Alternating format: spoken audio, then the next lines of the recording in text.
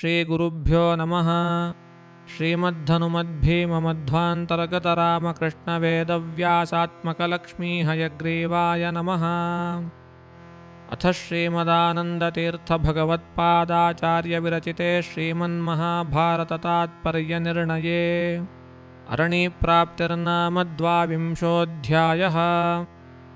आगन्तुकामान् पुरवासिनस्ते संस्थाप्य कृच्छ्रेण कुरुप्रवीराः।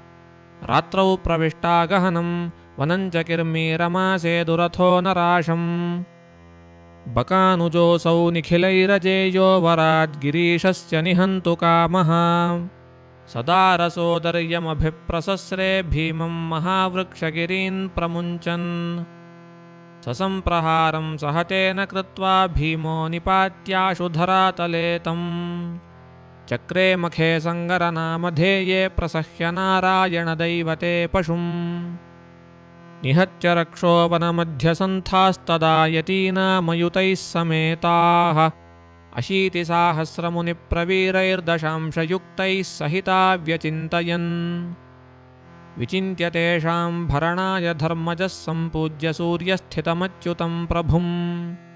दिने क्षयान्नं पिठरन्तदापरत्नादिदं कामवरान्नदञ्च। बभारतेनैव युधिष्ठिरस्तान् प्रत्येकशस्त्रिंशतदासदासिकान्। सुवर्णपात्रेषु हि भुञ्जते ये गृहे तदीये बहुकोटिदासिके। सत्सङ्गमाकाङ्क्षिण एव ते वसन् पार्थैः सहान्ये च मुनीन्द्रवृन्दाः। शृण्वन्त एभ्यः परमार्थसाराः कथा वदन्तश्च पुरातनास्तथा। एवं गजानां बहुकोटिवृन्दांस्तथा रथानां च हयांश्च वृन्दशः। विसृज्य रत्नानि नरांश्च वृन्दशो वने विजक्षुर्दिविदेववत्सुखम्। गवाञ्च लक्षं प्रददाति नित्यशः सुर्वणभारांश्च शतं युधिष्ठिरः। सभ्रातृकोऽसौ वनमाप्यशक्रवन्मुमोदविप्रैः सहितो यथा सुखम्। पार्थेषु यातेषु किमत्र कार्यमिति स्म पृष्टो विदुरोऽग्रजेन। आहूय राज्यं प्रतिपादयेति प्राहैनमाहाथरुषाम्बिकेयः। ज्ञातं प्रतीपोऽसि ममात्मजानान्न मे त्वया कार्यमिहास्ति किञ्चित्। यथेष्टतस्तिष्ठ वा गच्छवेति प्रोक्तो ययौ विदुरः पाण्डुपुत्रान्। तस्मिन् गते भ्रातृवियोगकर्षितः पपात भूमौ सहसैव राजा। संज्ञामवाप्यादिशदाशु सञ्जयन् जीवामि चेदाशु ममानयानुजम्। इतीरितः सञ्जयः पाण्डवेयान् प्राप्यानयद्विदुरं शीघ्रमेव। सोऽप्यागतः क्षिप्रमपास्तदोषो ज्येष्ठं ववन्देऽथ स चैनमाश्लिषत्। क्षत्तारमायान्तमुदीक्ष्य सर्वे ससौ बलाद्धार्तराष्ट्रा अमर्षात्। सम्मन्त्र्य हन्तुं पाण्डवानामुतैकं छन्नोपधेनैव ससूतजाययुः।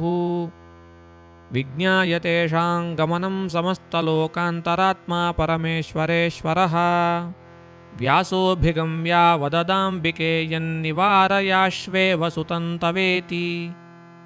अवाप्य पार्थानयमद्य मृत्युं सहानुबन्धो गमिता ह्यसंशयम्।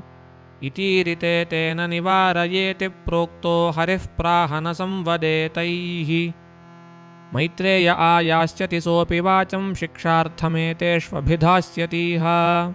ताञ्चेत्करोत्येष सुतस्तवास्य भद्रं तदा शप्स्यति त्वन्यथा सः। उक्त्वेति राजानमनन्तशक्तिर्व्यासो ययौ तत्र गतेषु तेषु। सुयोधनाद्येषु हतेषु पार्थैर्भूभारः निर्न भवेदिति प्रभुः। सर्वाश्च चेष्टा भगवन्नियुक्ताः सदा समस्तस्य चितोचितश्च। तथापि विष्णुर्विनिवारयेत् क्वचिद्वाचा विधत्ते च जनान् विडम्बयन्। मैत्रेय आगादथ भूपतिश्च पुत्रान् समाहूय सकर्णसौ बलान्। सम्पूजयामास मुनिं स चाह दातुं राज्यं पाण्डवान् सम्प्रशंसन्। विशेषतो भीमबलं शशंस किर्मीरनाशादिवदन्मुनीन्द्रः। श्रुत्वा सहंस्तद्धृतराष्ट्रपुत्र आस्फालयामास निजोरुमुग्रः। शशापचैनं मुनिरुग्रतेजास्तवोरुभेदाय भवेत् सुयुद्धम् इत्यूचिवान् धृतराष्ट्रानतोऽपि ययौ न चेद्राज्यदस्त्वं तथेति श्रुत्वा तु किर्मीरवधं स्वपित्रा पृष्टं क्षत्रोक्तं सोऽत्रसद्धार्तराष्ट्रः वने वसन्तोऽथ पृथा सुतास्ते वार्तां स्वकीयां प्रापयामासुराशु कृष्णे सोऽपि द्रुतमायात् स सत्यः सम्बन्धिनो ये च पाञ्चालमुख्याः रुद्धं कृष्णं धार्तराष्ट्राय पार्थाः क्षमापयामासुरुच्चैर्गृणन्तः गुणांस्तदीयानमितान् प्रणम्य तदा रुदन्ती द्रौपदी चापपादौ सा पादयोः पतिता वासुदेवमस्तौत्समस्तप्रभुमात्मतन्त्रम् अचिन्त्यनित्याव्ययपूर्णसद्गुणार्णवैकदेहाखिलदोषदूर रमाब्जजेरेश सुरेन्द्रपूर्ववृन्दारकाणां सतताभिवन्द्य समस्तचेष्टाप्रदसर्वजीवप्रभो विमुक्ताश्रयसर्वसार इति ब्रुवन्ती सकलानुभूतं जगाद सर्वेशितुरच्युतस्य यस्याधिकानुग्रहपात्रभूता स्वयं हि शेषेशविपादिकेभ्यः तां सान्त्वयित्वा मधुरैः सुवाक्यैर्नारायणो वाचमिमां जगाद यदीहाहं स्थितो नैवं भविताहं त्वयोधयम् साल्वराजन् दुरात्मानं हतश्चासौ सुपापकृत् सन्निधानेऽथवा दूरे कालव्यवहितेऽपि वा स्वभावाद्वा व्यवहिते वस्तुव्यवहितेऽपि वा नाशक्तिर्विद्यते विष्णोर्नित्याव्यवहितत्वतः तथापि नरलोकस्य करोत्यनुकृतिं प्रभुः दुष्टानां दोषवृद्ध्यर्थं भीमादीनां गुणोन्नतेः युधिष्ठिरेति वृद्धन्तु राजसूयादिसम्भवम् धर्मं च सङ्क्रामयितुं कृष्णायामनुजेषु च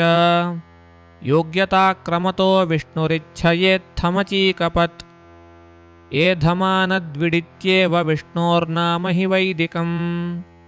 स्वयोग्यताया अधिकं धर्मज्ञानादिजं फलम् भीष्मद्रोणाम्बिकेयादेः पार्थेष्वेव निधापितुं पुनश्च पापवृद्ध्यर्थमजो दुर्योधनादिषु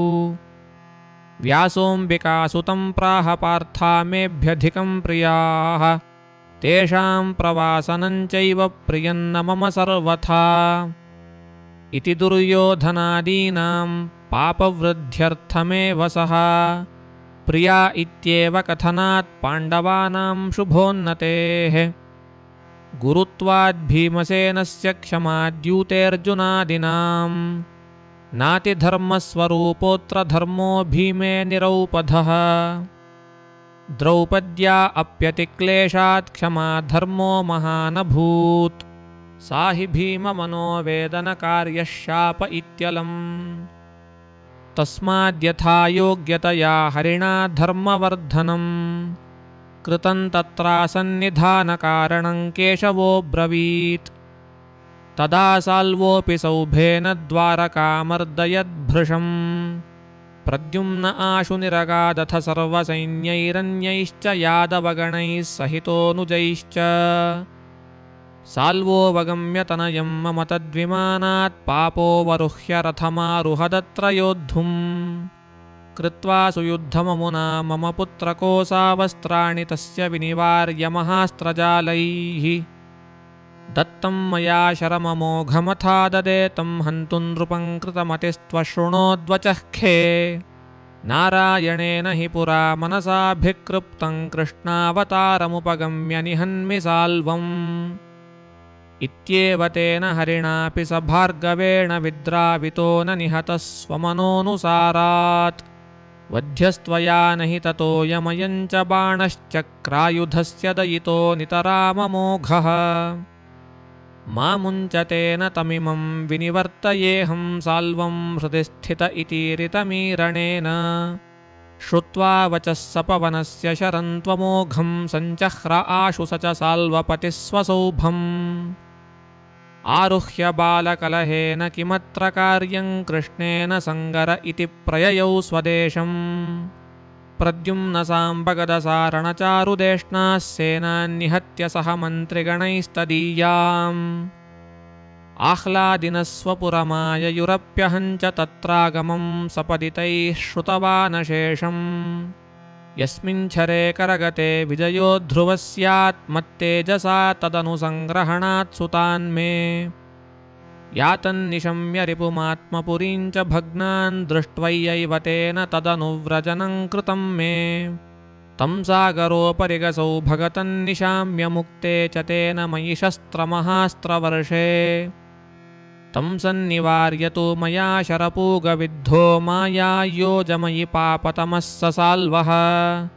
ताः क्रीडया क्षणमहं समरे निशाम्य ज्ञानास्त्रतः प्रतिविधूय बहूंश्च दैत्यान् हत्वा श्रुतञ्च गिरिवर्षिणमाशु सौभं वार्धौन्यपातयमरीन्द्रविभिन्नबन्धम् तं स्यन्दनस्थितमथो विभुजं विधाय बाणेन तद्रथवरङ्गदया विभिद्य चक्रेण तस्य च शिरो विनिकृत्य धातृशर्वादिभिः प्रतिनुतः स्वपुरीमगाञ्च तस्मादिदं व्यसनमास हि विप्रकर्षात् मे कार्यतस्त्विति निगद्य पुनश्च पार्थान् कृष्णाञ्च सान्त्वयितुमत्र दिनान्युवास सत्या च सोमकसुता मनुसान्त्वयन्ती पाण्डवानाञ्च या भार्याः पुत्रा अपि हि सर्वशः अन्वेव पाण्डवान् याता वनमत्रैव संस्थिताः धृष्टद्युम्नस्ततः कृष्णां सान्त्वयित्वैव केशवम् प्रणम्य समनुज्ञातो भागिनेयैः पुरं ययौ धृष्टकेतुश्च भगिनीं काशिराजः सुतामपि पुरं ययतुरादाय कुन्त्यैवान्याः सह स्थिताः पार्वती नकुलस्यासीद् भार्या पूर्वन्तिलोत्तमा पूर्वोक्ते चैव यमयोर्भार्ये कुन्त्या हि वारिताः सुभद्रामभिमन्युञ्च रथमारोप्य केशवः पाण्डवानभ्यनुज्ञाय स भार्यः स्वपुरीं ययौ कञ्चित्कालं द्रौपदेया उष्यपाञ्चालके पुरे ययुर्द्वारवतीमेव तत्रोषुः कृष्णपालिताः ततः परं धर्मराजो निर्विण्णः स्वकृतेनः भ्रातृभार्यापदे कृष्णां स्थापयामास सर्वदा ऊषुर्वने च ते पार्था मुनिशेषान्न भोजिनः भुक्तवत्स्वेवानुजेषु भुङ्क्ते राजा युधिष्ठिरः अलङ्घ्यत्वात्तदाज्ञाया अनुजाः पूर्वभोजिनः तस्यानन्तरमेवैका भुङ्क्ते सा पार्षतात्मजा एवं सदा विष्णुपरायणानां तत्प्रार्पणान्नैकभुजां प्रयातः संवत्सरस्तत्र जगाद कृष्णा भीमाज्ञया धर्मराजं सुवेत्री मारुतिः प्रेषयामास कृष्णां प्रस्तावहेतवे क्षमा सर्वत्र धर्मो न पापहेतुश्च दुर्जने राज्ञां सामर्थ्ययुक्तानामिति संस्थाप्य शास्त्रतः हत्वा चतुर्दशे वर्षे धार्तराष्ट्रानराज्यदान् कर्तुं राज्यं पुरोगन्ता भवानीत्यग्रजेनः कारयन् सत्यशपथं विवादस्य क्रमेच्छया आदिशत्प्रथमं कृष्णां भीमः सा नृपमब्रवीत् नैव क्षमा कुजनतासु नृपस्य धर्मस्तान् त्वं वृथैव धृतवानसि सर्वकालम् इत्युक्त आह नृपतिः परमाक्षमैव सर्वत्र तद्विधृतमेव जगत्समस्तम् कर्ता च सर्वजगतः सुखदुःखयोर्हि नारायणस्तदनुदत्तमिहास्य सर्वम् तस्मान्न कोपविषयोऽस्ति कुतश्च कश्चित् तस्मात् क्षमैव सकलेषु परोऽस्य धर्मः इत्युक्तवन्तं नृपमाह पार्षती यदि क्षमा सर्वनरेषु धर्मः राज्ञा न कृत्यन्न च लोकयात्रा भवेज्जगत्का पुरुषैर्विनश्येत् सत्यञ्च विष्णुः सकलप्रवर्तको रमाविरिञ्चेश पुरःसराश्च काष्ठादिवत् तद्वशगाः समस्तास्तथापि न व्यर्थता पौरुषस्य तदाज्ञया पुरुषश्चेष्टमानश्चेष्टानुसारेण शुभाशुभस्य भोक्ता न तच्चेष्टितमन्यथा भवेत् कर्ता तस्मात् पुरुषोऽप्यस्य वश्यः वृथा यदि स्यात् पौरुषं कस्य हेतोर्विधिर्निषेधश्च समस्तवेदगः विधेर्निषेधस्य च नैव गोचरः पुमान् यदि स्यात् भवतो हितौ हरेः तेनैव लेपश्च भवेदमुष्य पुण्येन पापेन च नैव चासौ लिप्येत ताभ्यां परमस्वतन्त्रः कर्ता ततः पुरुषोऽप्यस्य वश्यः इतीरितो धर्मजः कृष्णयैव निरुत्तरत्वं गमितस्त्वभर्त्सयत् कुतर्कमाश्रित्य हरेरपि त्वमस्वातन्त्र्यं साधयसीति चोक्त्वा छलेन तेन प्रतिभर्त्सिता सा क्षमापयामास नृपं यतस्त्री वाचालतानातितरां हि शोभते स्त्रीणां ततः प्राहवृकोदरस्तम् राजन् विष्णुः सर्वकर्ता न चान्यस्तत्तन्त्रमेवान्यदसौ स्वतन्त्रः तथापि पुंसा विहितं स्वकर्मकार्यं त्याज्यं चान्यदत्यन्तयत्नात् प्रत्यक्षमेतत्पुरुषस्य कर्म तेनानुमेया प्रेरणा केशवस्य स्वकर्म कृत्वा विहितं हि विष्णुना तत्प्रेरणेत्येव बुधोऽनुमन्यते तेनैति सम्यग् गतिमस्य विष्णोर्जनो शुभो दैवमित्येव मत्वा हित्वा स्वकं कर्म गतिं च तामसीं प्रयाति तस्मात् कार्यमेव स्वकर्म ज्ञातव्यं चैवास्य विष्णोर्वशत्वं कर्तव्यं चैवात्मनः कार्यकर्म प्रत्यक्षैषा कर्तृता जीवसंस्था तथागमादनुमानाच्च सर्वम् विष्णोर्वशे तन्न हेयं द्वयं च जानन् विद्वान् कुरुते कार्यकर्म तत्प्रेरकं विष्णुमेवाभिजानं भवेत् प्रमाणत्रितयानुगामी पूर्णं प्रमाणं तत्त्रयं चाविरोधेनैकत्रस्थं तत्त्रयं चाविरोधी पृथं मध्यं च प्रमाणं विरोधि स्यात् तत्तस्मात् त्रयमेकत्र कार्यम् अज्ञः प्रत्यक्षं तपहायैव दैवं मत्वा कर्तृस्वात्मकर्म प्रजह्यात् विद्वान् जीवं विष्णुवशे विदित्वा करोति कर्तव्यमजस्रमेव स्वभावाख्यायोग्यताया हठाख्यायानादिसिद्धा सर्वजीवेषु नित्या सा कारणं प्रथमं तु द्वितीयमनादिकर्मैव तथा तृतीयः जीवप्रयत्नः पौरुषाख्यस्तदेतत्त्रयं विष्णोर्वशकं सर्वदैव स कस्यचिन्न वशे वासुदेवः परात् परः परमोऽसौ स्वतन्त्रः हठश्चासौ तारतम्यस्थितो हि ब्रह्माणमारभ्य कलिश्च यावत् हठाच्च कर्माणि भवन्ति कर्मजो यत्नो यतो हठकर्म प्रयोक्ता विना यत्नन्न हठो नापि कर्मफलप्रदो वासुदेवोऽखिलस्य स्वातन्त्र्यशक्तेर्विनियामको हि तथाप्येतान् सोऽप्यपेक्ष्यैव युञ्जेत् एतानपेक्षैव फलं ददानीत्यस्यैव सङ्कल्प इति स्वतन्त्रता नास्यापगच्छेत् स हि सर्वशक्तिर्नाशक्तता क्वचिदस्य प्रभुत्वात् तस्मात् कार्यं तेन कृप्तं स्वकर्म तत्पूजार्थं तेन तत्प्राप्तिरेव अतोऽन्यथा निरयः सर्वथा स्यात् स्वकर्म विप्रस्य जपोपदेशौ विष्णोर्मुखाद् विप्रजातिः प्रवृत्ता मुखोत्थितं कर्म तेनास्य सोदात् बाह्वोर्जातः क्षत्रियस्तेन बाह्वोः कर्मास्य पापप्रतिवारणं हि प्रवर्तनं साधुधर्मस्य चैव मुखस्य बाह्वोश्चातिसामीप्यतोऽस्य जपोपदेशौ क्षत्रियस्यापि विष्णुश्चक्रे धर्मौ यज्ञकर्मापि विप्रेये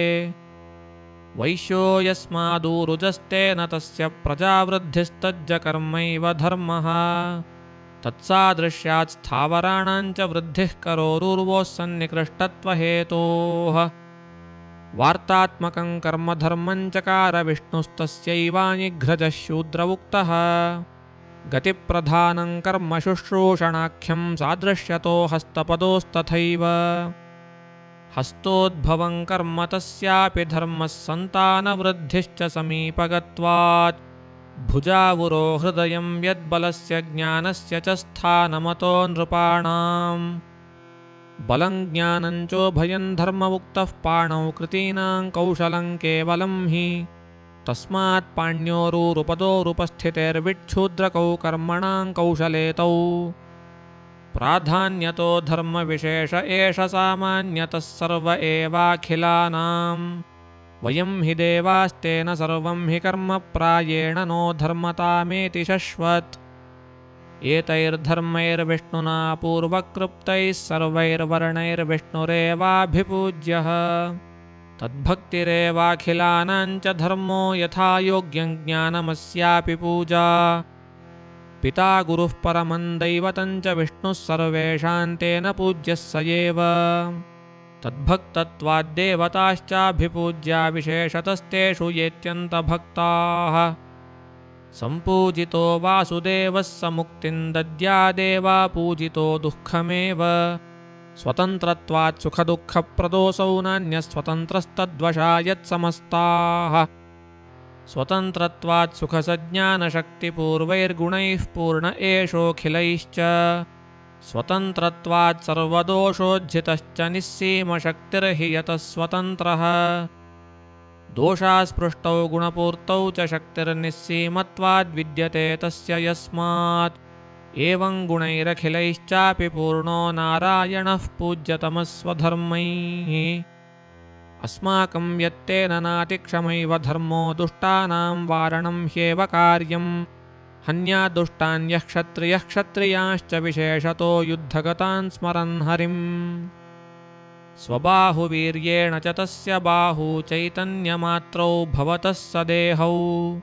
पापाधिकांश्चैव बलाधिकांश्च हत्वा मुक्तावधिकानन्दवृद्धिः प्रीतिश्च विष्णोः परमैव तत्र तस्माद्धन्तव्याः पापिनः सर्वथैव ये त्वक्षधूर्ता ग्रहणं गता वा पापास्तेऽन्यैर्घातनीया स्वदोर्भ्याम् राजानं वा राजपुत्रं तथैव राजानुजं वाभियातन्निहन्यात् राज्ञः पुत्रोऽप्यकृतोद्वाहको यः स घातनीयो न स्वयं वध्य एव क्रूरं चान्यद्धर्मयुक्तं परैस्तत्प्रसाधनीयं क्षत्रियैर्न स्वकार्यम्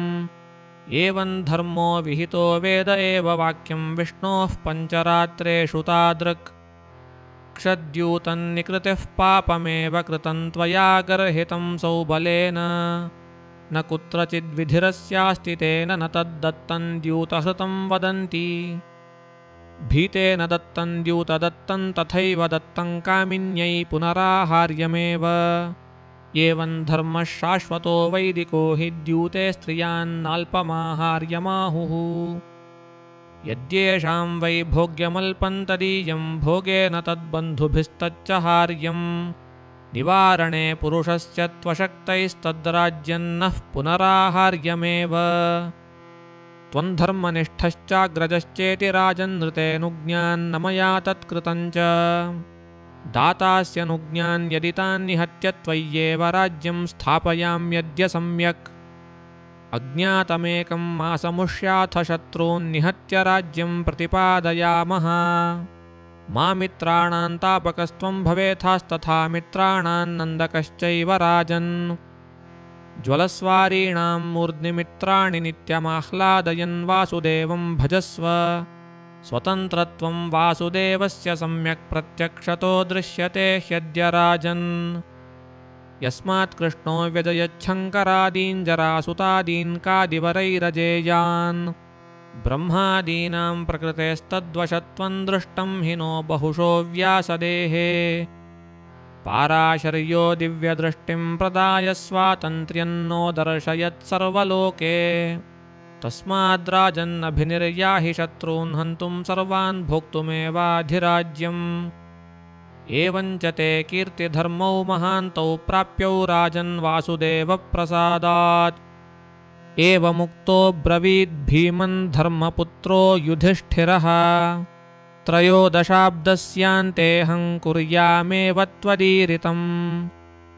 सत्यमेतन्न सन्देहः सत्येनात्मानमालभे लोकापवादभीरुं मान्नातोऽन्यद्वक्तुमर्हसि तुदसे चातिवाचा मां यद्येवं भीम मां वदेः तदैव मेत्ययः कार्यो हन्तव्याश्चैव शत्रवः नैतादृशैरिदानीं तु वाक्यैर्बाधितुमर्हसि भीष्मद्रोणादयोस्त्रज्ञानिवार्याश्च कथं युधि पूज्यास्ते बाहुयुद्धेन न निवार्याः कथञ्चन अस्त्राणि जानन्नपि हि न प्रयोजयसि क्वचित् इत्युक्तो भीमसेनस्तु स्नेहभङ्गभयात् ततः नोवाच किञ्चिद्वचनं स्वाभिप्रेतमवाप्य च अभिप्रायो हि भीमस्य निश्चयेन त्रयोदशे युधिष्ठिरस्य राज्यार्थं गमनार्थे प्रतिश्रवः अन्यथाति मृदुत्वात् स न गच्छेद्भिन्नधीः परैः कृतकृत्ये तथा भीमे स्थिते धर्मात्मजो हि सः भीष्मद्रोणादिविजयः कथं स्यादित्यचिन्तयत् निवारणं गुरूणां हि भीम इच्छति न क्वचित् तस्मात्ते ह्यर्जुनेनैव निवार्या इत्यचिन्तयत् एवं चिन्तासमाविष्टं विज्ञायैव युधिष्ठिरम् सर्वज्ञः सर्वशक्तिश्च कृष्णद्वैपायनोऽगमत् नृपतिं बोधयामास चिन्ताव्याकुलमानसम् इमं मन्त्रं वदिष्यामि येन जेष्यति फल्गुनः भीष्मद्रोणादिकान् सर्वान् तन्त्वं वद धनञ्जये इत्युक्त्वैवावदन्मन्त्रं सर्वदैवतदृष्टिदम् न स्वयं ह्यवदत्पार्थे फलाधिक्यं यतो भवेत् भीष्मद्रोणादिविजय एतावद्वीर्यमेव हि अलन्नातोऽधिकं कार्यमेतावद्योग्यमस्य च फल्गुनस्येति भगवान् न स्वयं ह्यवदन्मनुम् गते व्यासे भगवति सर्वज्ञे सर्वकर्तरि धर्मराजो वदन्मन्त्रं फल्गुनाय रहस्यमुम् तमाप्य फल्गुनो मन्त्रं ययौ ज्येष्ठौ प्रणम्य च यमजौ च समाश्लिष्य गिरिमेवेन्द्रकीलकम् तपश्चकार तत्रस्थः शङ्करस्थं हरिं स्मरन् षण्मासेति गते पश्यन्मूकन्नामासुरं गिरौ वराहरूपमायातं वधार्थं फल्गुनस्य च तं ज्ञात्वा फल्गुनो वीरः सज्जं कृत्वा तु गाण्डिवम् चिक्षेपवज्रसमितांस्तत्काये सायकान् बहून् किरातरूपस्तमनुसभार्यश्च त्र्यम्बकः सममारहतस्ताभ्यां दानवः पापचेतनः तेनोक्तोऽसौ मयैवायं वराहोऽनुगतोऽद्य हि तमाविध्यो यतस्त्वं हि तद्युध्यस्व मया सह इत्युक्तः फल्गुनः प्राह तिष्ठ तिष्ठ न मोक्ष्यसे इत्युक्त्वा तावुभौ युद्धं चक्रतुः पुरुषर्षभौ तत्राखिलानि चास्त्राणि फल्गुनस्याग्रसच्छिवः ततोऽर्जुनस्तु गाण्डीवं समादायाभ्यताडयत् तदप्यग्रसदेवासौ प्रहसन् गिरिशस्तदा बाहुयुद्धं ततस्त्वासीत्तयोः पुरुषसिंहयोः पिण्डीकृत्य ततो रुद्रश्चिक्षेपाथ धनञ्जयम् मूर्च्छामवापमहतीं फल्गुनो रुद्रपीडितः पूर्वं सम्प्रार्थयामास शङ्करो गरुडध्वजम् अवराणां वरं मत्तो येषां त्वं सम्प्रयच्छसि अजेयत्वं प्रसादात्ते विजेयास्युर्मयापि ते इत्युक्तः प्रददौ विष्णुरुमाधीशाय तं वरम् तेनाजयच्छ्वेतवाहं गिरिशो रणमध्यगम् केवलान् वैष्णवान् मन्त्रान् व्यासः पार्थाय नोददौ एतावतालं भीष्मादेर्जयार्थमिति चिद्घनः केवलैर्वैष्णवैर्मन्त्रैः स्वदत्तैर्विजयावहैः अतिवृद्धस्य पार्थस्य दर्पस्यादित्यचिन्तयत् पार्थः संज्ञामवाप्याथ जयार्थ्याराधयच्छिवम् व्यासोदितेन मन्त्रेण तानि पुष्पाणि तच्छिरः आरुहन् स तु तं ज्ञात्वा रुद्र इत्येव फल्गुनः नमश्चक्रे ततः प्रादादस्त्रं पाशुपतं शिवः अस्त्रं तद्विष्णुदैवत्यं साधितं शङ्करेण यत् तस्मात् पाशुपतन्नाम स्वान्यस्त्राण्यपरे सुराः ददुस्तदैव पार्थाय सर्वे प्रत्यक्षगोचराः तेन लोकं ममागच्छ प्रेषयामि रथं तव इत्युक्त्वा प्रययाविन्द्रस्तद्रथेनैव मातलिः आयात्पार्थस्तमारुह्य ययौ तातनिकेतनम् पूजितो दैवतैः सर्वैरिन्द्रेणाभिनिवेशितः तेन सार्धमुपासीदत्तस्मिन्नैन्द्रे वरासने प्रीत्या समाश्लिष्य कुरुप्रवीरं शक्रो द्वितीयान् तनुमात्मनः सह ईक्षन्मुखं तस्य मुमोदसोऽपि ह्युवास तस्मिन् वत्सरान् पञ्चलोके अस्त्राणि तस्मा अदिशत्सवासवो महान्ति दिव्यानि तदोर्वशीतम् सम्प्राप्य भावेन तु मानुषेण माता कुलस्येति निराकृताभूत् षण्ढो भवेत्येव तयाभिषप्ते पार्थे शक्रोऽनुग्रहं तस्य चादात् संवत्सरं षण्ढरूपी चरस्वन षण्ढता ते भवतीति धृष्णुः ततो वसत्पाण्डवेयो गान्धर्वं वेदमभ्यसन् गन्धर्वाच्चित्रसेनात् तु तथास्त्राणि सुरेश्वरात् सुभद्रयाभिमन्युना सह स्वकां पुरीं गतः जनार्दनोऽत्र संवसन् कदाचिदित्थमैक्षत मया वरो हि शम्भवे प्रदत्त आसपूर्वतः वरं ग्रहीष्य एव ते सकाशतो विमोहयन् त्वामाराध्य तथा शम्भो ग्रहीष्यामि वरं सदा द्वापरादौ युगे भूत्वा कलयामानुषादिषु स्वागमैः कल्पितैस्त्वञ्च जनान् मद्विमुखान् कुरु माञ्च गोपय येन स्यात् सृष्टिरेषोत्तराधरा इति वाक्यमृतं कर्तुमभिप्रायं विजज्ञुषी प्रीत्यर्थं वासुदेवस्य रुक्मिणी वाक्यमब्रवीत् जातेऽपि पुत्रे पुत्रार्थं सा हि वेदमनोगतम् पुत्रो मे बलवान् देवः स्यात् सर्वास्त्रविदुत्तमः इत्युक्तो भगवान् देव्या सम्मोहाय सुरद्विषाम् ययौ सुपर्णमारुह्य स्वीयं बदरिकाश्रमम् एष मोहं सृजाम्याशु योजनान् मोहयिष्यति त्वञ्च रुद्रमहाबाहो मोहशास्त्राणि कारय अतथ्यानि वितथ्यानि दर्शयस्व महाभुज प्रकाशं कुरु चात्मानमप्रकाशं च मां कुरु अहं त्वां पूजयिष्यामि लोकसम्मोहनोत्सुकः तमोऽसुरानन्यथा हि यान्तीत्येतन्मतं मम सर्वज्ञा मुनयः सर्वे पूजयाञ्चक्रिरे प्रभुम् रात्रौ कृष्णे मुनिमध्ये प्रविष्टे घण्टाकर्णः कर्णनामा पिशाचौ समायातां गिरिशेन प्रदिष्टौ कृष्णं द्रष्टुं द्वारकां गन्तुकामौ तौ दृष्ट्वा मुनिमध्यस्थं केशवं तदबोधतः कृत्वा स्वजातिचेष्टाश्च ध्यानेनैनमपश्यताम्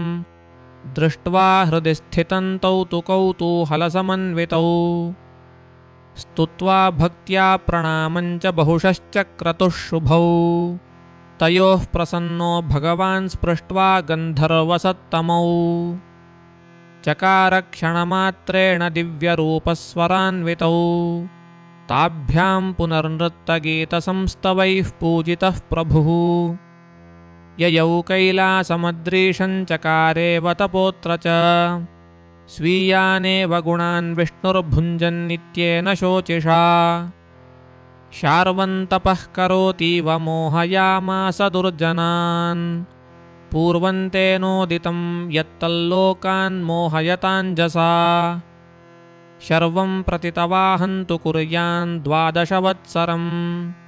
तपोसुराणां मोहाय सुराः सन्तु गतज्वराः इति तस्मात् तदा कृष्ण एकाहेन बृहस्पतिं स्वाज्ञया चारयामास क्षिप्रं 12 राशिषु 12 तदहः केशवाज्ञया एकस्मिन्नह्नि भगवान् राशिं च वत्सरम् कल्पयित्वोपवासादीन् मनसा नियमानपि मासव्रतं सार्धशतश्वासकालैरकल्पयत् मनसैव स्वभक्तानां 12 तत्रास्य गरुडाद्यास्तु परिचर्यां स्वपार्षदाः चक्रुर्होमादिकाश्चैव क्रियाश्चक्रे जनार्दनः स्वात्मानं प्रतिपापानां शिवायेति प्रकाशयन् एवं स्थितं तमरविन्ददलायताक्षं ब्रह्मेन्द्रपूर्वसुरयोगिवरप्रजेशाः अभ्याययुः पितृमुनीन्द्रगणैः समेता गन्धर्वसिद्धवरयक्षविहङ्गमाद्याः शर्वोऽपि सर्वसुरदैवतमात्मदैवमायान्तमात्मगृहसन्निधिमाश्ववेत्य अभ्याययौ निजगणैः सहितः स भार्यो भक्त्यातिसम्भ्रमगृहीतसमर्हणाग्र्यः अभ्येत्यपादयुगलं जगदेकभर्तुः कृष्णस्य भक्तिभरितः शिरसा ननाम चक्रे स्तुतिं च परमां परमस्य पूर्णषाड्गुण्यविग्रहविदोषमहाविभूतेः कृष्णोऽप्ययोग्यजनमोहनमेव वाञ्छन्तुष्टावरुद्रहृदिगन्निजमेव रूपम् रुद्रो निशम्य तदुवाच सुरान् समस्तान् सत्यं वदामि शृणुताद्यवचो मदीयम् विष्णुः समस्तसुजनैः परमोऽभ्युपेयस्तत्प्राप्तयेऽहमनिलोऽथरमाभ्युपेयाः एष ह्यशेषनिगमार्थविनिर्णयोऽर्थो यद्विष्णुरेव परमो मम चाब्जयोनेः अव्यक्ततः सकलजीवगणाच्च नित्यमित्येव निश्चय उतैतदनुस्मरध्वम् इत्युक्तवत्यखिलदेवगणा गिरीशे कृष्णं प्रणेमुरतिवृद्धरमेश भक्त्या उक्तैरन्यैश्च गिरिशवाक्यैस्तत्त्वविनिर्णयैः कृष्णस्यैव गुणाख्यानैः पुनरिन्द्रादिदेवताः ज्ञानाभिवृद्धिमगमन् पुरापि ज्ञानिनोऽधिकम् सर्वदेवोत्तमं तं हि जानन्त्येव सुराः सदा तथापि तत्प्रमाणानां बहुत्वाद्यत्र संशयाः युक्तिमात्रे तेऽपि रुद्रवाक्यादपगतास्तदा ततः कृष्णः सुतवरं त्वत्त आदास्य इत्यजः यदुक्तवान् शिवं पूर्वं सत्यं कर्तुं तदब्रवीत् पुत्रं देहीति सोऽप्याह पूर्वमेव सुतस्तव जातः प्रद्युम्ननामा यः समद्दत्तः प्रवादतः पुरा दग्धो मया कामस्तदा याचत मां रतिः देहि कान्तं ममेत्येव तदा तामहमब्रवम् उत्पत्स्यते वासुदेवाद्यदातं पतिमाप्स्यसि इत्यतोऽसौ मया दत्त इव देव त्वदाज्ञया दासोऽस्मि तव देवेश पाहि मां शरणागतम् इत्युक्त्वाभिप्रणम्यैनं पुनराह सुरान् हरः यदर्थमेष आयातः केशवः शृणुतामराः योऽसुरो वक्रनामासीदवध्यो ब्रह्मणो वरात्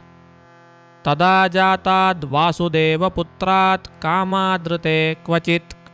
तं हन्तुमेव पुत्रं स्वं प्रद्युम्नमुदरेऽर्प्य च आयात इह तञ्चापि ददाह स्वोदरात् सुतम् निस्सारयित्वा कक्षं च दग्धं पश्यत देवताः ज्वालामालाकरालेन स्वतेजोवर्धितेन च प्रद्युम्नेनैव तं दैत्यं दग्ध्वा वनसमन्वितम् पुनश्च स्वोदरे पुत्रं स्थापयामास केशवः सद्यो गर्भं पुनस्तञ्च रुक्मिण्यां जनयिष्यति पूर्ववत् क्षणमात्रेण युवा च स भविष्यति दृष्टमेतन्नारदाद्यैर्मुनिभिः सर्वमेव च। एवं क्रीडत्ययं देवः पूर्णैश्वर्येण केवलम् इत्युक्ते केशवन्नेमुर्देवाः शक्रपुरोगमाः। ततो हरिर्ब्रह्मसुरेन्द्रमुख्यैः सुरैस्तुतो गरुडस्कन्धसंस्थः पुनः पुनः प्रणतः शङ्करेण स्तुतस्तृतीयेन्हि निजां पुरीमगात्। कृष्णे प्रयाते निलयं पुरद्विषो रात्रौ पौण्ड्रो वासुदेवः समागात्। सहैकलव्येन निजेन मातुः पित्रा तथा क्षौहिणीकत्रयेण पुरीं प्रभञ्जन्तममुं विदित्वा स रामशैनेय यदुप्रवीराः संयोधयामासुरथाभ्यवर्षच्छरैर्निषादाधिप एकलव्यः। तदस्त्रशस्त्रैः सहसा विषण्णा यदुप्रवीरा विगतप्रदीपाः सहैव रामेण शिनेश्च नप्त्रा समाविशन् स्वां पुरमेव सर्वे। पुनः समादाय तथोरुदीपिका अग्रे समाधाय च रौहिणेयम्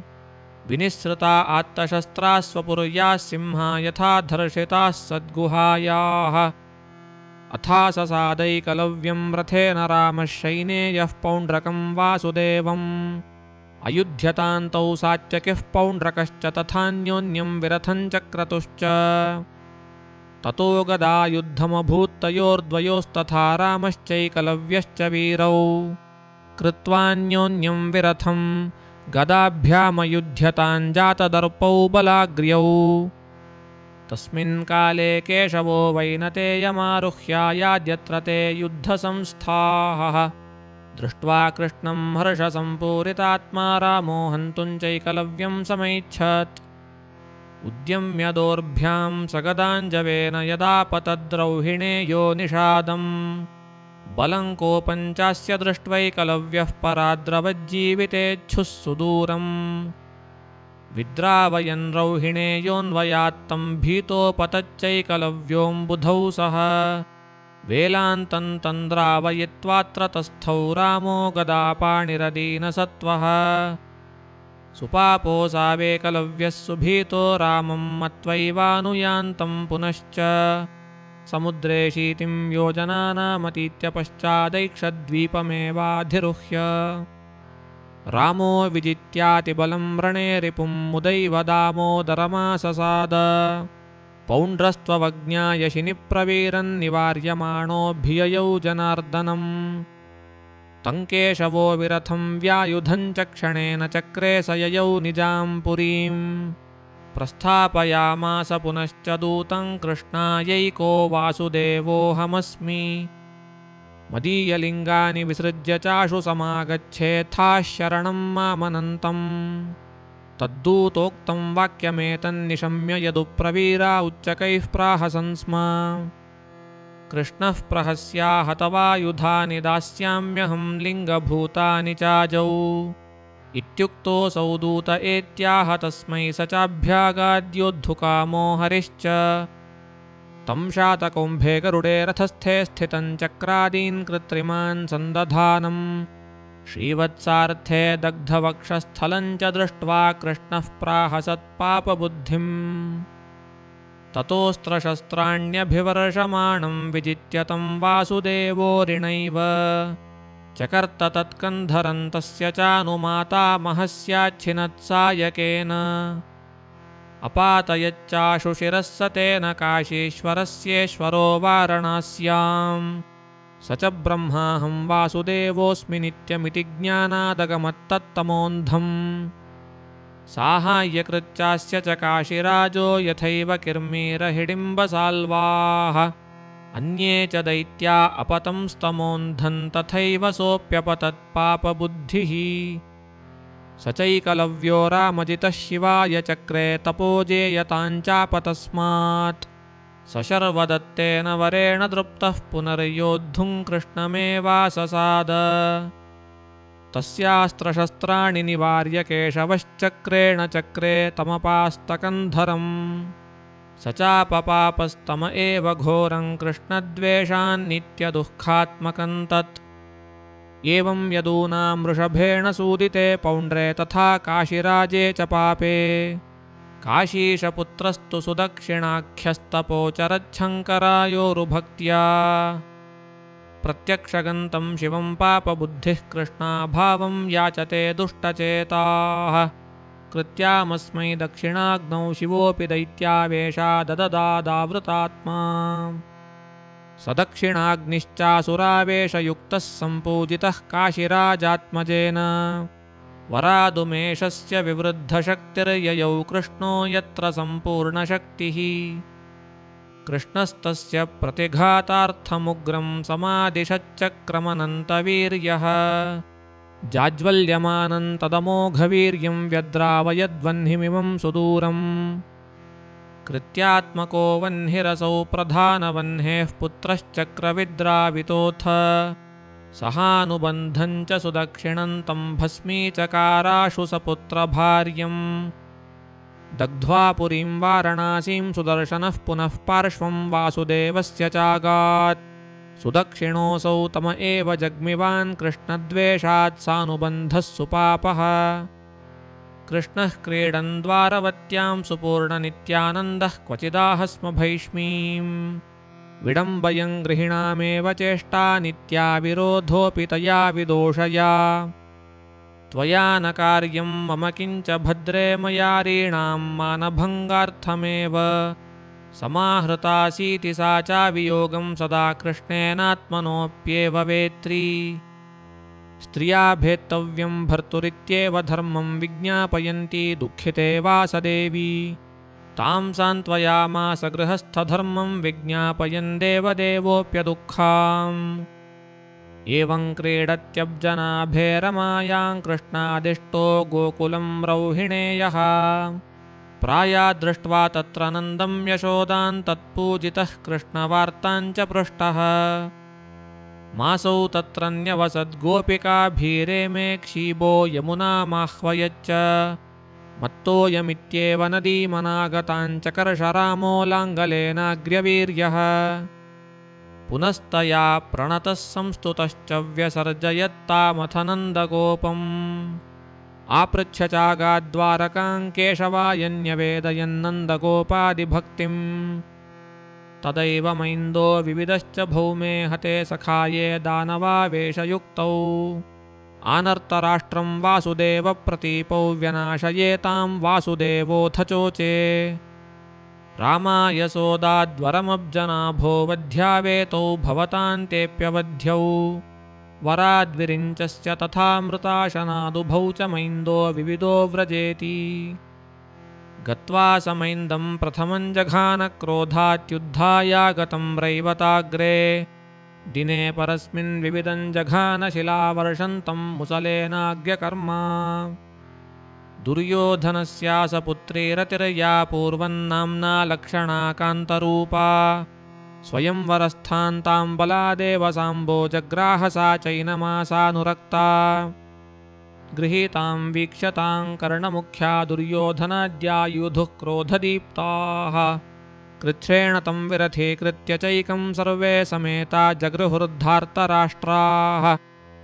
कर्णेन भूरिश्रवसा च सार्धं बाह्वोर्बलादेव दुर्योधनस्य श्रुत्वैव तद्वृष्णयः सर्व एव समुद्यमं चक्रिरे कौरवेषु निवार्यतान् बलभद्रस्वयं ययौ सहोद्धवः कौरवेयाञ्छमार्थी पुरस्य बाह्योपवने स्थितः स प्रास्थापयच्चोद्धवं कौरवार्थे आगत्य सर्वे कुरवोऽस्य पूजां चक्रुः स चाहोग्रसेनस्य चाज्ञाम् आज्ञापयद्वो नृपतिः स्मयन्नः कुमारकः प्रगृहीतो भवद्भिः एकः समेतैर्बहुभिर्बान्धवार्थं क्षान्तं तन्नो मुञ्चताश्वेव साम्बम् आज्ञापयामास व उग्रसेन इत्युक्तमेव तु निशम्य कुरुप्रवीराः संश्राव्यदुष्टवचनानि बलं पुरं स्वं क्रोधात् समाविविशुरत्र चुकोपरामः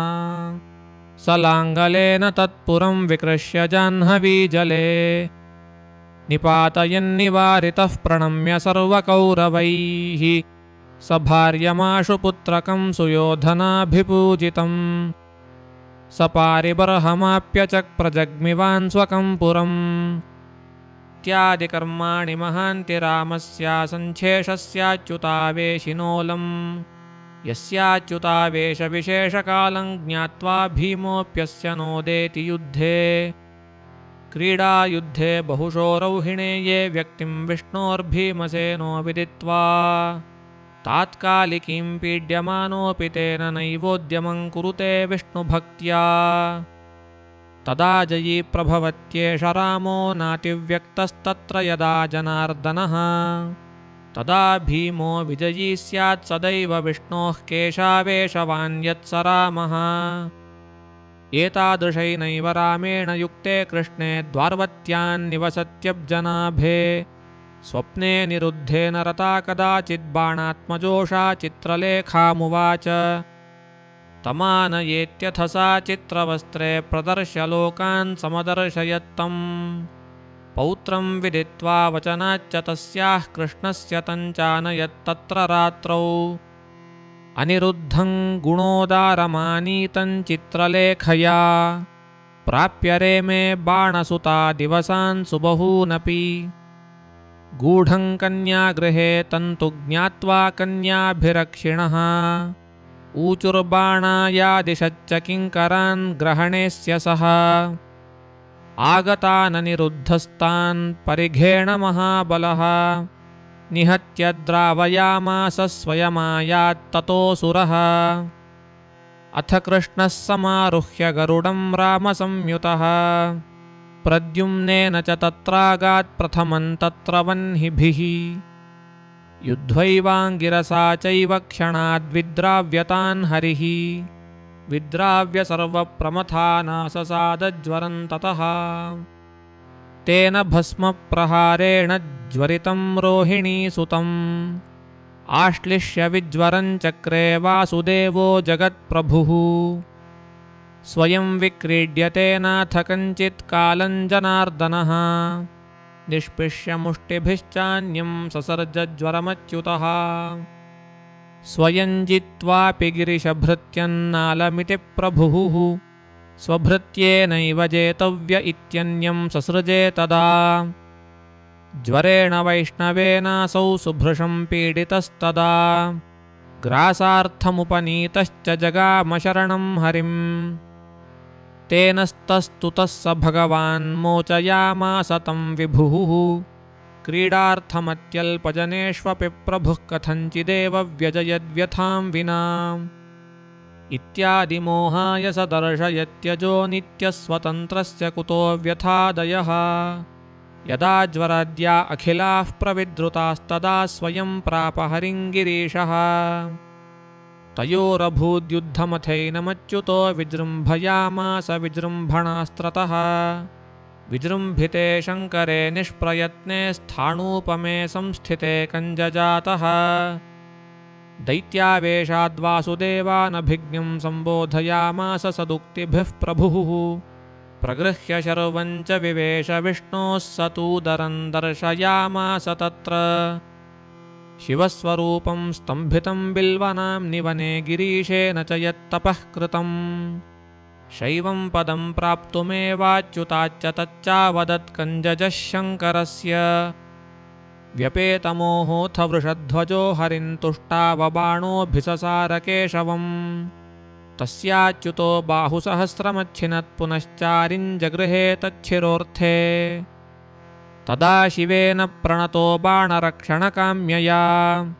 कृत्वा स्वभक्तं बाणं तं ररक्षद्विभुजीकृतम् मोचयित्वा निरुद्धं च ययौ बाणेन पूजितः एवमग्नीनङ्गिरसञ्ज्वरं स्कन्दमुमापतिम् बाणं चायत्नतो जित्वा प्रायाद्वारवतीं प्रभुः येन यत्नेन विजितः सर्वलोकहरो हरः किञ्ज्वरादिजयो विष्णोस्तस्यानन्तस्य कथ्यते ईदृशानन्तसङ्ख्यानां शिवानां ब्रह्मणामपि रमाया अपि यद्वीक्षां विना न चलितुं बलम् न च ज्ञानादयो भावा न चास्तित्वमपि क्वचित् अनन्तशक्तेः कृष्णस्य न चित्रशूलिनो जयः चित्रलेखासमेतोषान्वितपौत्रसमन्वितः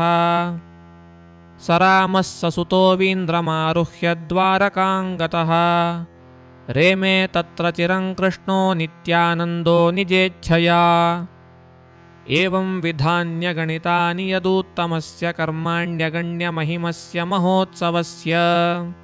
नित्यं रमाकमलजन्मगिरीशशक्रसूर्यादिभिः परिणुतानि विमुक्तिदानि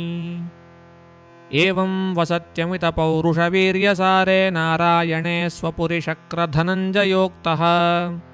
सम्प्राप्य लोमशमुनिः सकलानि तीर्थान्याप्तुं स पाण्डुतनयेषु सहाय आसीत्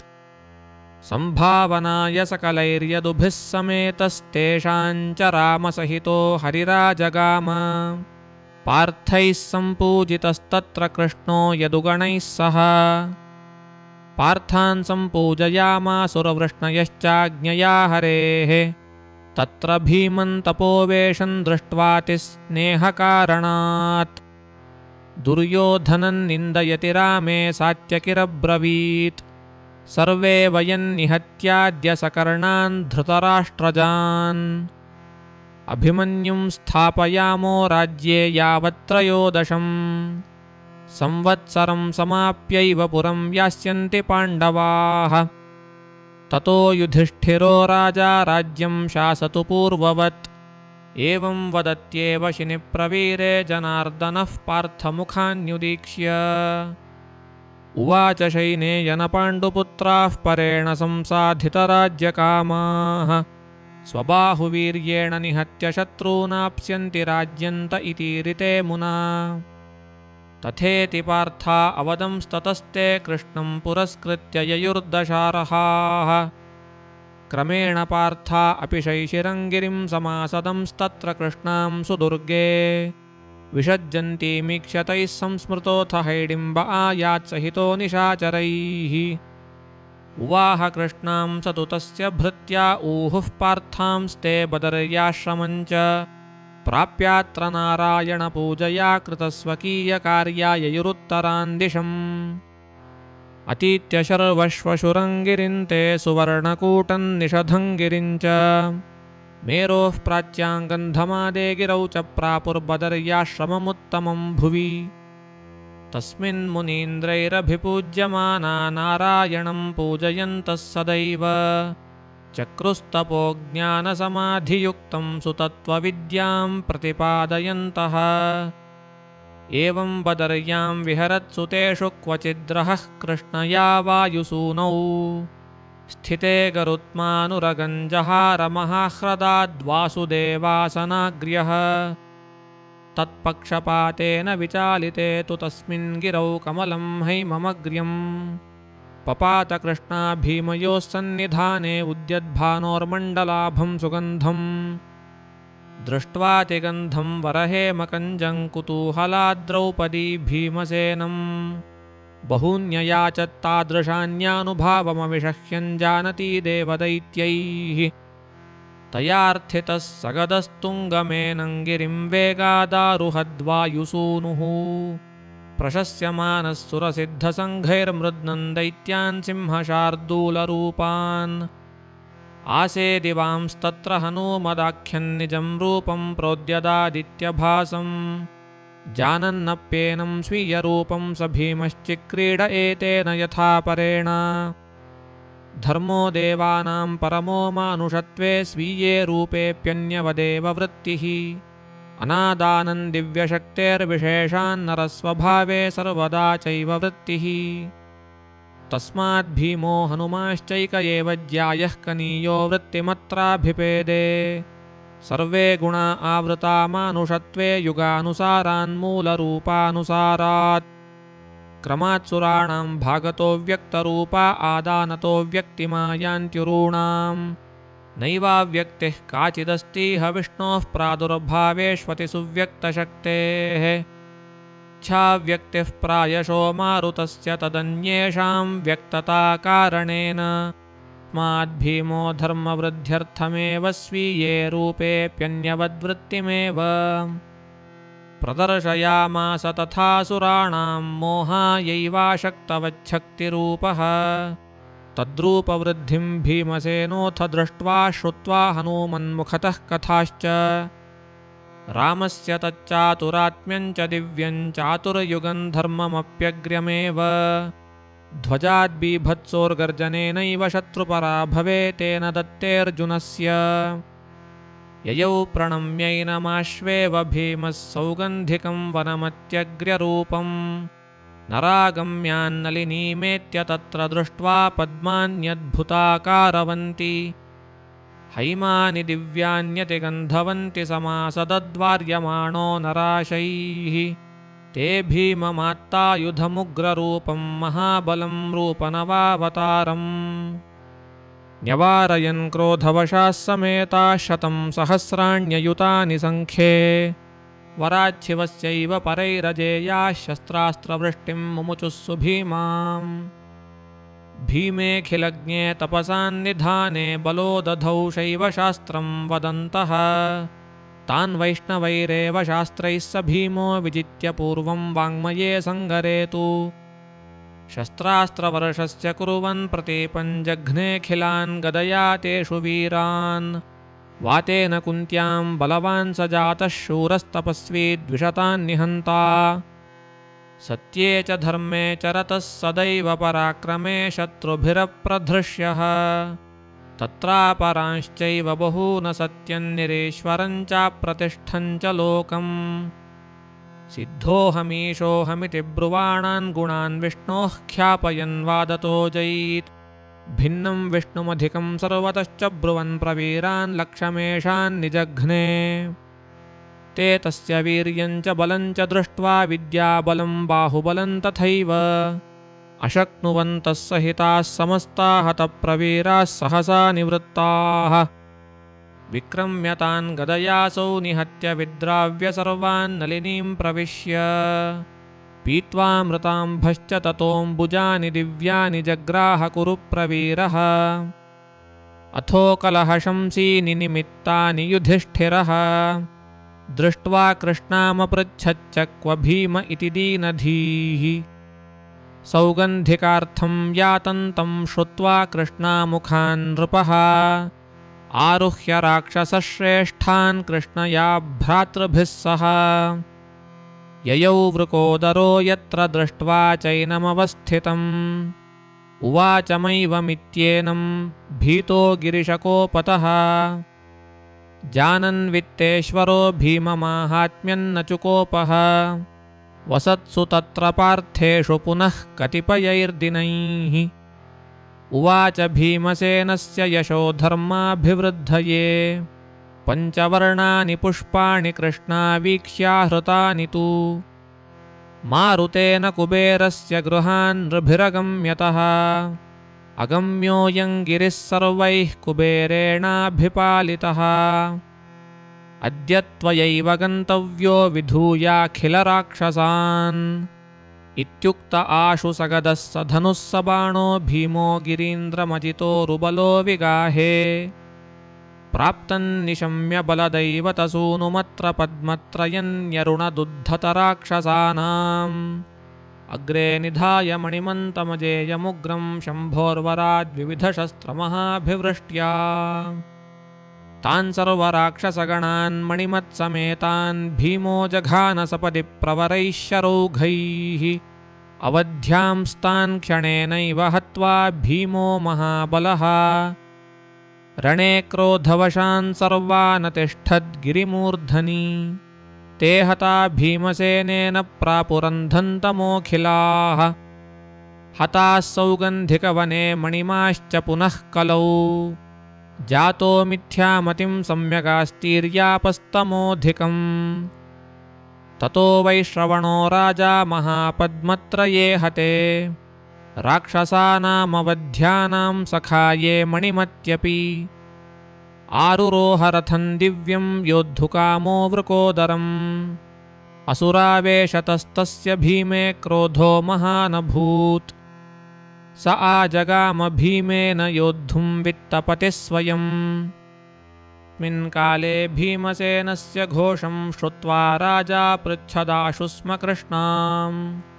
क्व भीम इत्येव तयोदितं च श्रुत्वा जगामाशु रक्षोंससंस्थः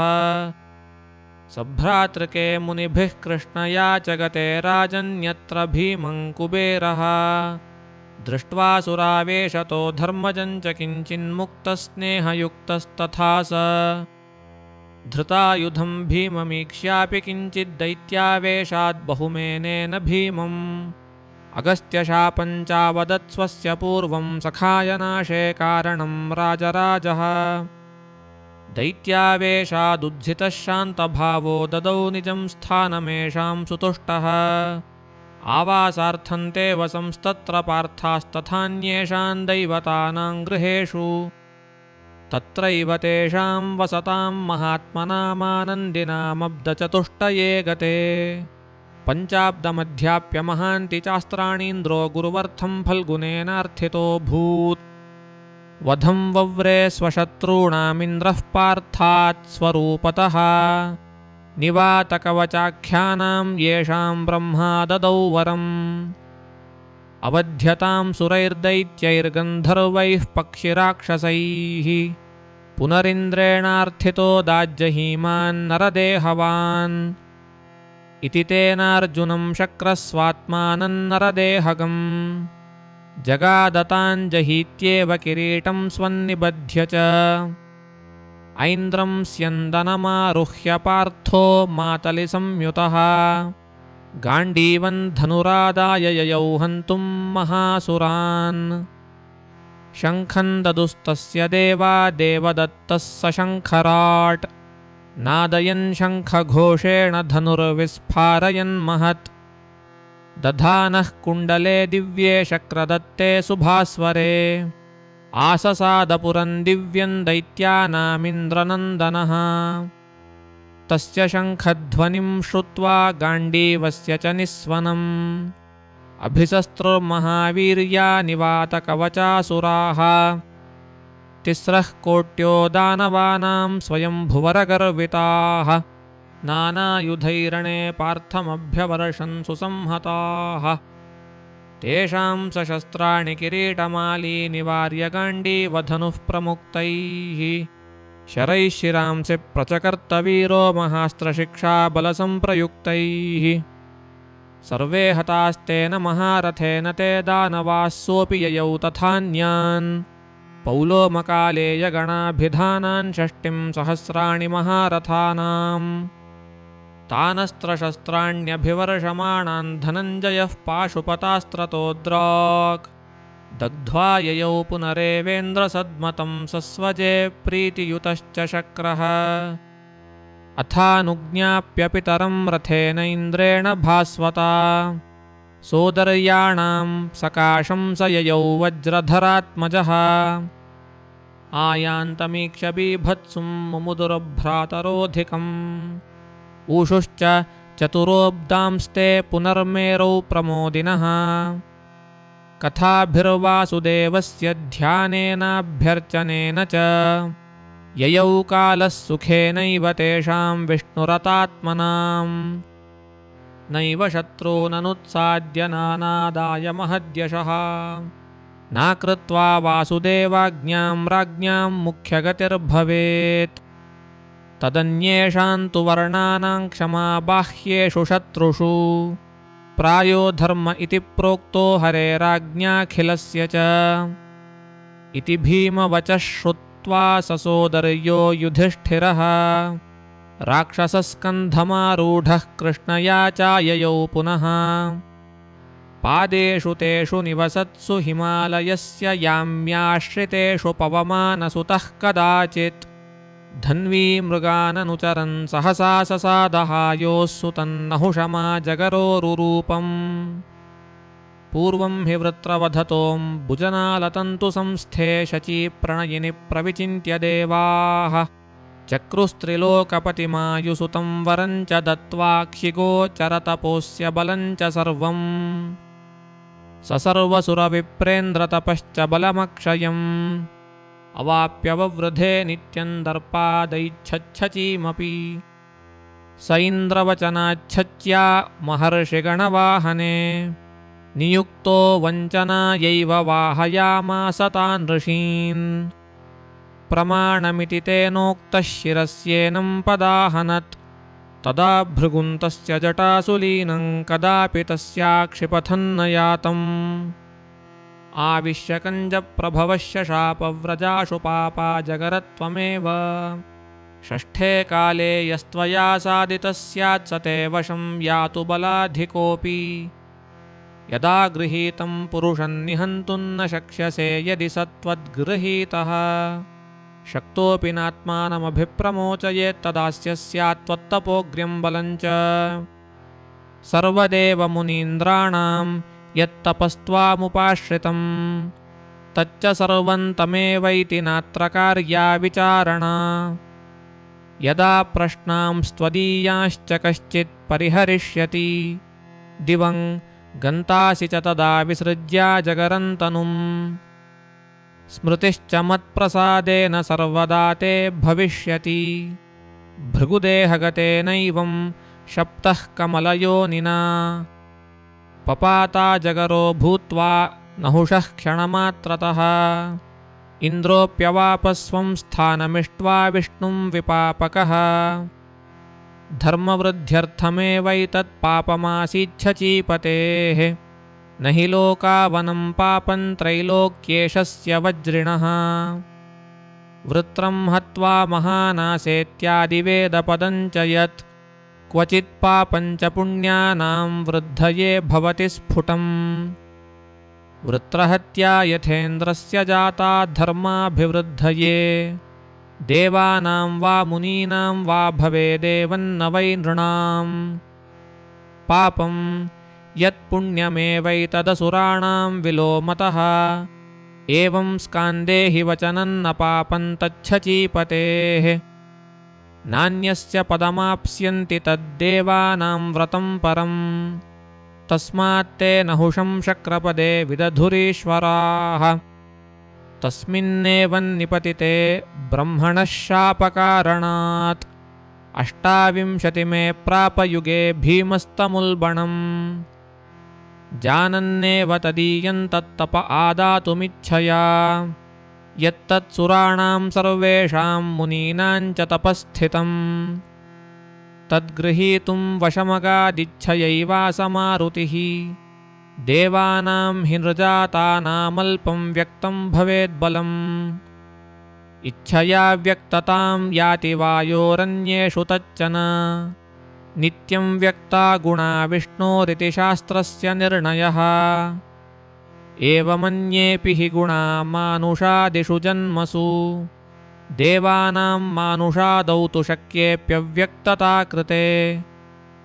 धर्मवृद्धिर्भवेत्तेषां प्रीतो भवति केशवः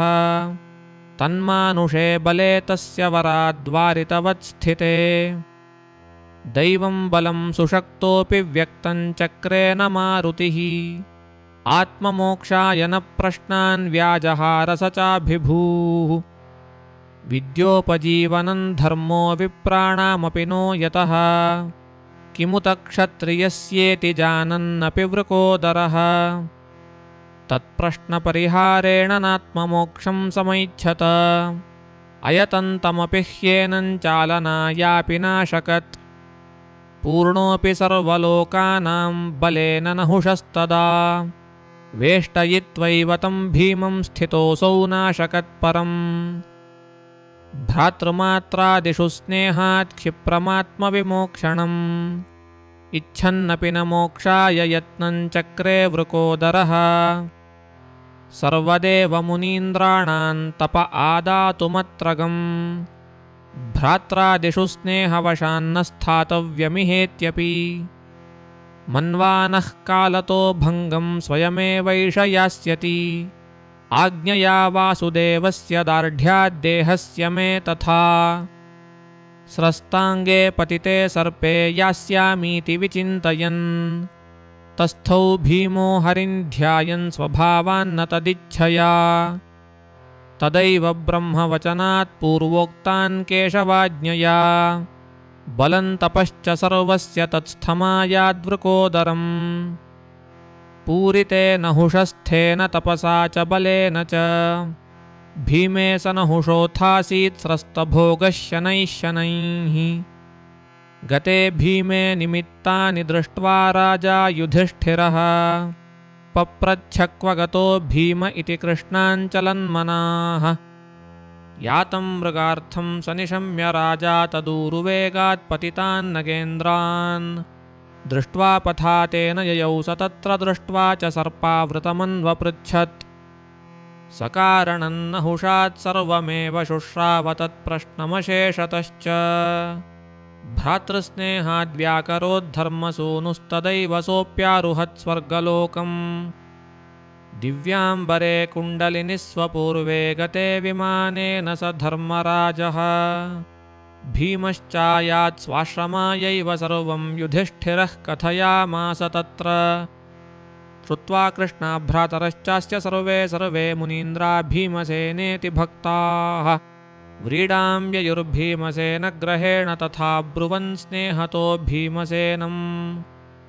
नैतादृशं साहसन्तेऽनुरूपं शक्तोऽपि यत् स्वात्मनो मोक्षणाय नैवाकरो यत्नमतो निजानां महद्दुःखं हृदये प्रार्पयस्त्वम् ततोहोभिः कैश्चिदापुः कुरूणां राष्ट्रं पार्था मुनिमुख्यैः समेताः ततो मितौजा भगवानुपागमन्नारायणः सत्यभामा सहायः सम्पूजितः पाण्डवैस्तैः समेतश्चक्रेऽथ सौहार्दनिमित्तसत्कथाः कृष्णा च सत्या च परस्परं मुदा सम्भाषणं चक्रतुर्योषिदग्र्ये परीक्षयन्त्या सत्यया सर्ववेत्र्या निर्दोषया चोदिता प्राह कृष्णा स्त्रीधर्मानखिलांस्तत्र सत्यान् निर्दोषसंविदम् ज्ञात्वापि कृष्णा प्रोवाच लोकशिक्षार्थमेव तु क्रीडार्थमेव वचनं ज्ञात्वा सत्या समीरितम् तस्यानुसारि वाक्यानि तत्प्रीत्या एव साब्रवीत् ततः कतिपयाहानि निरुष्यात्र जनार्दनः ययौ सभार्यः स्वपुरीं पाण्डवाननुमान्य च ततः कदाचिन्मृगयाङ्गतेषु पार्थेषु राजा सैन्धव आससाद सकोटिकाश्यः सबलश्च तेषां वराश्रमं सोऽत्र ददर्श कृष्णाम् व्रजन् विवाहार्थमसौ निशाम्य कृष्णां कोटिं प्रेषयित्वैव काश्यम् आयाहि मामित्यवदत्सुपापस्तया निरस्तो जगृहे करे च तया धूतो निपपाताशु भूमौ पुनः ससंज्ञोऽभ्यगमद्विलज्जः ततो सहायत्वत एव कृष्णा धौम्या योक्त्वा साग्निरन्वेहिमेति समारुहत्सैन्धवस्यैव यानं सुखन्न यासीति तमीरयित्वा तदा निमित्तानि निशाम्य पार्थाः समाययुस्त्वरयैवाश्रमाय श्रुत्वा दासीवचनात् सर्वमेव चक्रुः क्षिप्रं सैन्धवस्यानुयानम् आक्रोशमानं भीमसेनेति धौम्यं दृष्ट्वा तस्याग्रे सैन्धवं चातिपापम् चक्रुन्नादान् सिंहवत्पाण्डुपुत्रा दृष्ट्वा कृष्णा चावतरद्रथात् तदा धौम्येन सार्धं सायौ चाश्रमाय सैन्यं पार्थास्तत्र निजघ्नुरोजसा अग्रे कृष्णां यो वदत्सिन्धुराजं याहीति तं कोटिकाश्यं सुपापम् छित्त्वा शिरो मृत्यवे भीमसेनो निवेदयामास तमः स चागात् हत्वा सेनामखिलां सैन्धवस्य भीमार्जुनौ संयमन् धर्मराजम् विसृज्य धावन्तमथानुजग्मतुर्जयद्रथं विरथं फल्गुनोकः पद्भ्यां धावन्तं भीमसेनो निगृह्य दत्त्वा प्रहारांश्च भृशन्तमार्तम् आदायाधाद्रौपदी पादयोश्च तं मोचयामास च धर्मसूनुः दासो द्रौपद्या अहमित्येव वाक्ये तेनैवोक्ते भीमसेनोऽप्यमुञ्चत् सव्रीडितो वाग्वदनो ययौवनं पार्थाश्च तत्रोषुरतिप्रमोदिनः मार्कण्डेयस्तदागत्य तेषामकथयत्कथाः बह्व्यश्चैव विचित्राश्च भाषात्रयसमन्विताः लोकदर्शनमाश्रित्य देवाश्च मुनयस्तथा ब्रूयुः कथास्तत्र शिक्षाग्राह्यानार्थः कथञ्चन अर्थः समाधिभाषासु ग्राह्यः सर्वोऽप्यसंशयम् परदर्शनभाषासु ज्ञेयं तद्दर्शनं तथा ग्राह्योऽनर्थो वैदिकं तु दर्शनं ग्राह्यमेव हि अन्यार्थो गुह्यभाषासु ग्राह्य एवं विनिर्णयः ऋतेऽर्जुनादर्जुनस्य तु तुष्टो हि तपसा शिवः वने वसत्स्वेव च पाण्डवेषु चक्रे यज्ञं पौण्डरीकाख्यमेव संस्पर्धया राजसूयस्य राजा दुर्योधनो नाप्यसौ तत्कलार्हः दुर्योधनस्याज्ञया पाण्डवानां दुःशासनः प्रेषयामास दूतम् आगच्छतेत्यवमानाय तन्तु भीमो वादीद्रणयज्ञं स्वगम्यम् ततो दिनैः कैश्चन धार्तराष्ट्राः सकर्णगान्धारनृपाः कुमन्त्रतः सभार्यकाः पाण्डवान् द्रौपदीं च महैश्वर्यं दर्शयित्वा वमन्तुम् तैस्यन्दनैः काञ्चनरत्नचित्रैर्महागजैस्तुरगैः पत्तिभिश्च स्वलङ्कृताश्चित्रमाल्याम्बराश्च विनिर्ययुर्द्वैतवनाय शीघ्रम् गवान् दृष्टिच्छद्मना निर्गतांस्तान् ज्ञात्वा शक्रस्तेजसो भङ्गकामः तत्सामर्थ्यं वरमस्मै प्रदाय तद्बन्धनायादिशच्चित्रसेनम् सषष्टिसाहस्रककोटियूथपैर्गन्धर्वमुख्यैः संवृतो गात्सरस्तत् यस्मिन् स्नातुं वाञ्छति धार्तराष्ट्रस्तदाज्ञया पुरुषास्तानथोचुः स्नातुं समायास्यति धार्तराष्ट्रो राजेश्वरो निःसरध्वन्तदस्मात् तीर्थादाज्ञान् धारयन्तश्च तस्येत्युक्ता गन्धर्वाजः सुस्तानथोच्चैः ऊचुर्वयं मानयामस्तदाज्ञां त्रिलोकानां यः पतिः शक्रदेवः न मानुषाणामपि चक्रवर्तिनां किं वल्पसारस्य सुयोधनस्य इतीरिते कुपितो धार्तराष्ट्रो जघानगन्धर्ववराञ्छरौघैः जघ्नुः सकर्णा अपि तस्य सोदरा जघ्नुश्च ते धार्तराष्ट्रस्य सेनाम् मुहूर्तमासीत् सममेव युद्धं तेषां तदा धार्तराष्ट्रस्य चैव पुरां भिन्दोर्वरतो मायया च गन्धर्ववीरा ववृधुस्ततः स्म तेजोभङ्गं तत्र सुयोधनस्य पार्थार्थमत्र प्रविधातुमेव बलं ददावब्जजः केशवश्च गन्धर्वाणान् तेभ्ययुर्धार्तराष्ट्रान् सचित्रसेनः प्रथमं कर्णमेव युयोध पार्थस्पर्धया तेन युध्यन् कर्णो नाशक्नोद्वचनात् भार्गवस्य रामस्य नित्यामितषड्गुणस्य सभग्नयानश्च विकर्णयानमास्थाय तस्यैव नियम्य वाजिनः पराद्रवत्तेन सहैव शीघ्रं दुर्योधनश्चित्रसेनं युयोध मुहूर्तमेतेन समं स युध्यन्नन्यैर्गन्धर्वैर्बहुभिर्माययैव भग्ने रथे भूमितले स्थितः सङ्गृहीत आसीच्चित्रसेनेन सङ्ख्ये महाबलो धार्तराष्ट्रोऽपि शक्रवराद्विष्णोराज्ञया चाभिवृद्धे सचित्रसेनेन धृतस्तदासीद्बद्धः पाशैर्वैद्युतैरिन्द्रदत्तैः तस्यानुजाः शकुनी राजभार्याः सर्वे बद्धाः शक्रदूतैः प्रणीताः आदाय तानम्बरे सम्प्रयातेष्वरूरुवन् पाण्डवान् मन्त्रिणोऽस्य समीपमागत्य पृथा सुतानां पराभूतं वः कुलं शक्रभृत्यैः धृतः स भार्यः सानुजो धार्तराष्ट्रस्तं मोचयध्वं भ्रातरं भारताग्र्याः इत्युक्तौचे भीमसेनोऽग्रजं स्वञ्जाने राजन् यादृशोऽयं विमर्दः ऐश्वर्यं स्वं दर्शयन्नः समागाद्दुर्योधनस्तेजसो भङ्गमिच्छन् विज्ञाय तेषां मन्त्रितं वज्रबाहुरेतच्चक्रे नात्र नः कार्यहानिः दिव्यं ज्ञानं स्वात्मनो दर्शयन् स एतावदुक्त्वा विरराम भीमः एकाह यज्ञे दीक्षितेनैव राज्ञा सम्प्रेषितो भीमसेनोऽर्जुनश्च समाद्रेयौ चित्रसेनं रणेतौ विजित्य दुर्योधनमाश्वमुञ्चताम्। सचित्रसेनो वासवोक्तं च सर्वं कुमन्त्रितं धार्तराष्ट्रस्य चाह। पार्थस्य भीमस्य च तन्निशम्य सुव्रीडितो धृतराष्ट्रात्मजोऽभूत्। समाप्य यज्ञं च ततोऽभियान्तं सर्वे प्रापुर्धर्मराजं स चाशु। सम्पूज्य तूत्सृज्य च चित्रसेनमूचे गान्धारेण पुनः कार्यमीदृक्। स पाण्डवैर्मोचितः सानुजश्च स भार्यकः किञ्चिदतोपगम्य। सम्मेलनायोपविष्टश्च तत्र सुव्रीडितः सूतपुत्रं ददर्श। स चाहदिष्ट्या जयसि राजन्निति सुयोधनम्। व्रीडितो नेति तञ्चोक्त्वा यथावृत्तं सुयोधनः। उक्त्वा प्रायोपवेशं च चक्रे तत्र सुदुःखितः। कर्णदुःशासनाभ्यां च सौबलेन च देविना। ततो निशायां प्राप्तायां सपक्षे प्रविशीदति।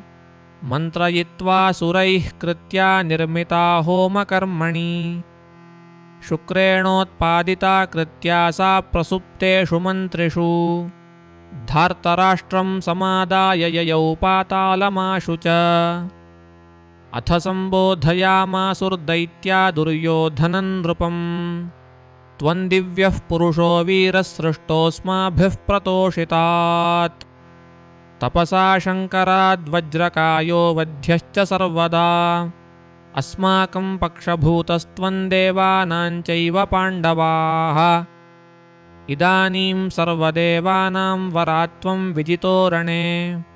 वयं तथा करिष्यामो यथा जेष्यसि पाण्डवान्। कृष्णेन निहतश्चैव नरकः कर्ण आस्थितः। स च कृष्णार्जुनाभावं करिष्यति न संशयः। भीष्मादींश्च वयं सर्वानाविशामो जयायते। तपसा वर्धयिष्यामस्त्वां कर्णादींश्च सर्वशः। तस्माद्गत्वा पालयस्व राज्यं राजन्नपेतभीः। इदं कस्यापि नाख्येयं सुगुप्तं भूतिवर्धनम्। इत्युक्त्वा कृत्यया भूयः स्वस्थाने स्थापितो नृपः। उमया निर्मितात्मार्धमुत्तरं हरनिर्मितम्। ज्ञात्वैवावध्यतां चैव राज्ये बुद्धिं चकारसः। नोवाच कस्यचित्तेषु स्वानुभूतं सुयोधनः। प्रभातायां तु शर्वर्यां पुनः कर्णो ब्रवीद्वचः। भृत्यैस्तवैव पार्थैर्यन्मोचितोऽसि परन्तप। तेन मान्योऽधिकं लोके यद्भृत्या एव तादृशाः। किमु त्वं राजशार्दूल तदुत्तिष्ठ स्थिरो भव। याचतेऽर्जुनमाहात्म्ये शङ्का साव्येतु मे शृणु। यावन्नैवार्जुनं हन्यां पादौ प्रक्षालये स्वयम्। इत्युक्तो वरजैश्चैव सर्वैः शकुनिना तथा। याचितो रथमारुह्य ययौ नागपुरं द्रुतम्। सकुण्डलं सकवचमवध्यं सूर्यनन्दनम्। ज्ञात्वेन्द्र उभयं तस्मादैच्छदा दातुमुत्तमम्। तद्विज्ञाय रविः कर्णं स्वप्न उक्त्वान्यवारयत्। सर्वथा दास्य इत्युक्ते प्राहादेयं वरायुधम्।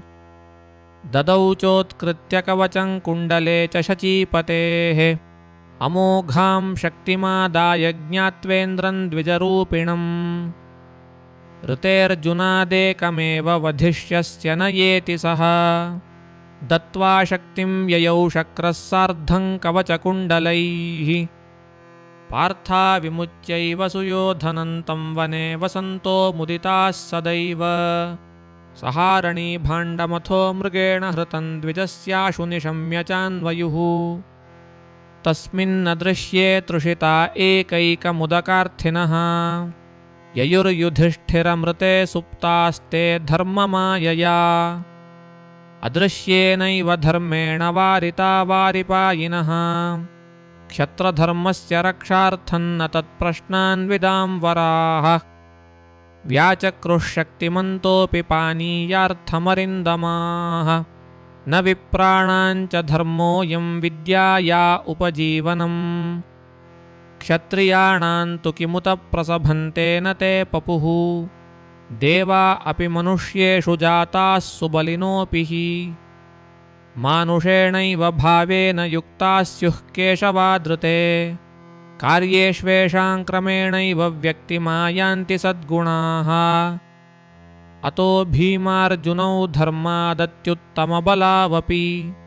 देवमायां समाश्रित्य धर्मेण स्वापितौ क्षणात्